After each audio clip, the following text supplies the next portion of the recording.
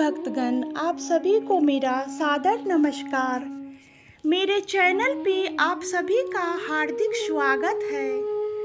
आज के वीडियो में हम जानेंगे देवों के देव महादेव शिव शंकर का जन्म कैसे हुआ और उनके माता पिता कौन थे। वीडियो में अंत तक बने रहें। साथ ही दोस्तों, मेरे चैनल को लाइक शेयर सब्सक्राइब करना न भूलें और कमेंट्स बॉक्स में हर हर महादेव लिखना न भूलें। धन्यवाद। भगवान शिव हिंदू धर्म के सबसे महत्वपूर्ण और पूजनीय देवताओं में से एक माने जाते हैं। ये सभी देवों में सर्वश्रेष्ठ माने जाते हैं, इसलिए ही भगवान शिव को देवादिदेव महादेव भी कहा जाता है। भोलेनाथ अनादि अनंत और स्वयंभू है। भगवान शिव जब सभी देवताओं में श्रेष्ठ हैं, तो मन में जिज्ञासा उठती है कि उनके माता पिता कौन हैं, क्योंकि भगवान शिव के माता पिता को लेकर ज्यादातर भक्त जन अनजान हैं। श्रीमद् देवी भागवत पुराण में भगवान शिव के जन्म से जुड़ी कथा का जिक्र किया गया है। कुछ और धार्मिक ग्रंथों में भी भगवान शिव के जन्म के संबंध में बताया गया है। श्रीमद् देवी भागवत एक ग्रंथ है जिसे देवी भागवतम के नाम से भी जाना जाता है। श्रीमद् देवी भागवत पुराण में शिव जी के माता पिता का जिक्र मिलता है। देवी पुराण की कथा के अनुसार एक बार देवर्षि नारद ने अपने पिता ब्रह्मा जी से पूछा कि इस सृष्टि का निर्माण किसने किया है, और भगवान विष्णु, भगवान शिव और आपके माता पिता कौन हैं। नारद जी के प्रश्नों का उत्तर देते हुए ब्रह्मा जी ने उन्हें भगवान शिव, भगवान विष्णु और ब्रह्मा जी के जन्म और उनके माता पिता के बारे में बताना शुरू किया। ब्रह्मा जी ने कहा कि देवी दुर्गा और शिव स्वरूपा ब्रह्मा यानी काल सदाशिव के योग से ब्रह्मा, विष्णु और महेश इन त्रिदेवों की उत्पत्ति हुई है। प्रकृति स्वरूप माँ दुर्गा ही हम तीनों देवों की माता हैं और काल सदाशिव हमारे पिता हैं।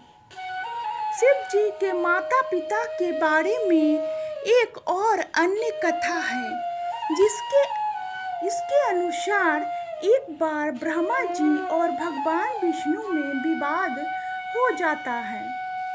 विवाद में ब्रह्मा जी ने भगवान विष्णु से कहा कि मैं आपका पिता हूँ, क्योंकि समस्त सृष्टि की उत्पत्ति मैंने ही की है। मैं ही प्रजापति हूँ, इसलिए मैं ही आपका पिता हूँ। तब भगवान विष्णु ब्रह्मा जी से कहते हैं कि आप मेरे पिता नहीं, बल्कि मैं आपका पिता हूँ, क्योंकि आप मेरे नाभि कमल से उत्पन्न हुए हैं। ब्रह्मा जी और विष्णु जी का विवाद बढ़ता गया।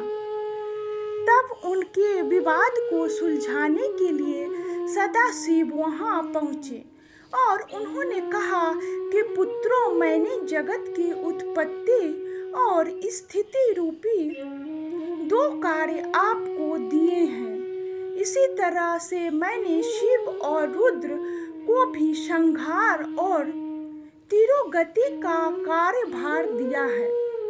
मेरे 5 मुख हैं, एक मुख से अकार, दूसरे मुख से उकार और तीसरे मुख से मुकार, चौथे से बिंदु और 5वें से नाद की उत्पत्ति हुई है।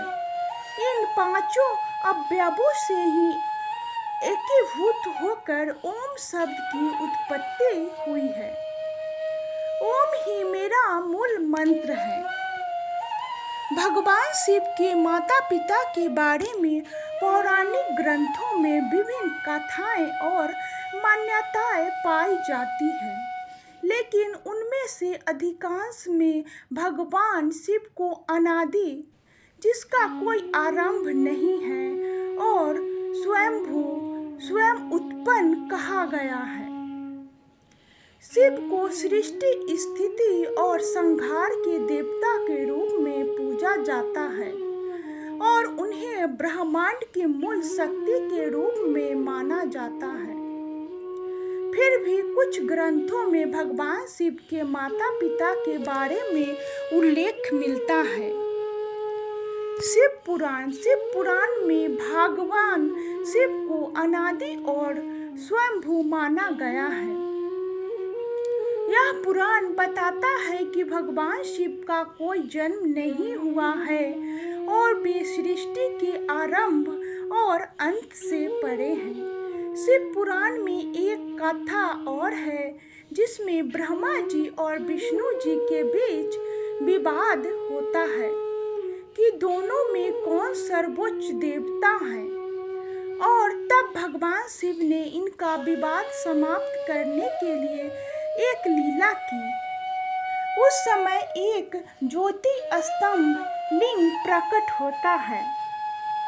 ब्रह्मा जी और विष्णु जी को महादेव उस स्तंभ के प्रारंभ और अंत का पता लगाने आज्ञा देते हैं। दोनों देवता उस स्तंभ के प्रारंभ और अंत का पता लगाने में असफल रहते हैं। तब उन्हें एहसास होता है कि भगवान शिव ही सर्वोच्च हैं। लिंग पुराण 18 महापुराणों में से एक है जिसमें भगवान शिव के ज्योतिर्लिंगों की कथा वर्णित है। लिंग पुराण में 11,000 श्लोकों में भगवान शिव की महिमा का बखान किया गया है। यह समस्त पुराणों में श्रेष्ठ माना जाता है। लिंग पुराण में भी भगवान शिव को स्वयंभू और अनादि कहा गया है। इस पुराण में शिवलिंग की महिमा और शिवलिंग के विभिन्न रूपों का वर्णन किया गया है। यह पुराण भी भगवान शिव को सर्वोच्च शक्ति के रूप में मान्यता देती है। वीडियो यहीं अंत होता है दोस्तों। अच्छी लगी हो तो लाइक, शेयर, सब्सक्राइब करना न भूले। हर हर महादेव।